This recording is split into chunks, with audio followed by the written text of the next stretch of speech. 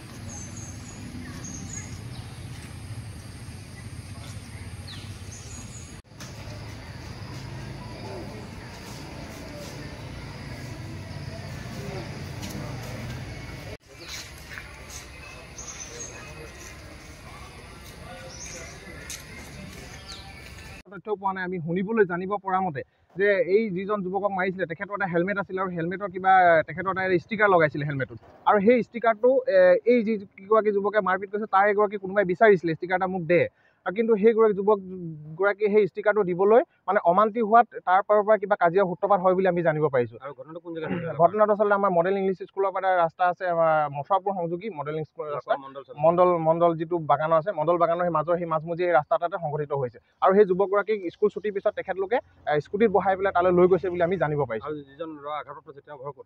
তেওঁৰ ঘৰত লাকুৱা দিহিঙীয়া কৰগাঁও তেখেতৰ ঘৰ। এতিয়া যিজনক মাৰিলে তেওঁৰ নামটো হৈছে ঋতুৰাজ গগৈ।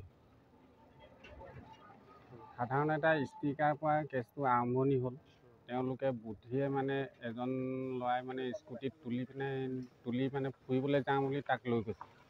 লৈ যোৱাৰ পাছত য'ত মানে তেওঁলোকে প্ৰিপ্লেন কৰি য'ত লাঠি চাঠি আগতে ক্ৰিকেট খেলৰ ষ্টিকাৰ মানে য'ত লুকুৱাই ৰাখিছিলে সেই জেগাতে ষ্টাম্পটো য'ত লুকুৱাই ৰাখিছিলে তেওঁলোকে তাতেই স্কুটিখন ষ্টেণ্ড কৰে।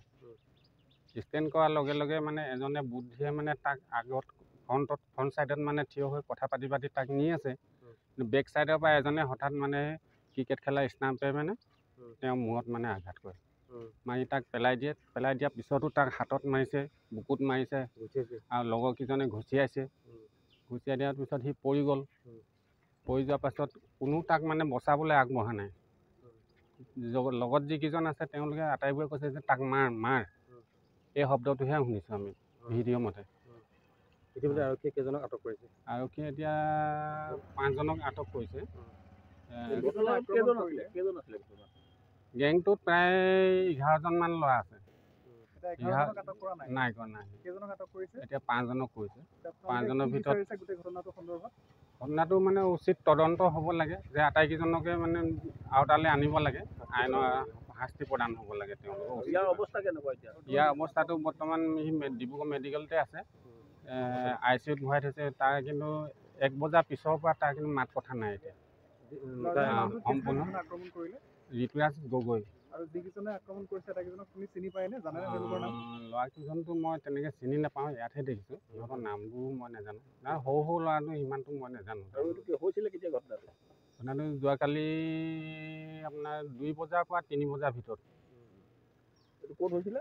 এইটো আপোনাৰ মডেল স্কুলৰ পৰা অলপ আগলৈ যিটো ৰাস্তা মানে মণ্ডল বাগানলৈ যায় এই ৰাস্তাটোত মানে তেওঁলোকে ৰখাই মাৰিছে। কিহত পঢ়ে ল'ৰাজনে? যিজনক মাৰিলে তেওঁ হ'ল ক্লাছ 10ত, এইবাৰ মেট্ৰিক দিব মডেল। তাৰপৰা যিজনে মাৰিছে সেই ল'ৰাজনটো অলৰেডি হায়াৰ ছেকেণ্ডেৰী পাছ কৰি সি কি পঢ়ি আছে সিমানটো নাজানো কিন্তু বাকী আৰু লগত 2জন একেলগতে পঢ়া ল'ৰা। এতিয়া যিজন আঘাতপ্ৰাপ্ত ল'ৰা তেওঁ এতিয়া আপোনাৰ ক'ত চিকিৎসা কৰি আছে? তেওঁ ডিব্ৰুগড়ত এখন JJMৰ ওচৰতে আছে কিন্তু মই ইমানটো গম পোৱা নাই এতিয়া সেইখনত নামটো মনত নাই। বৰ্তমান বোলে সংকটজনকে বুলি কৈছে। ঠিক আছে হ'ব।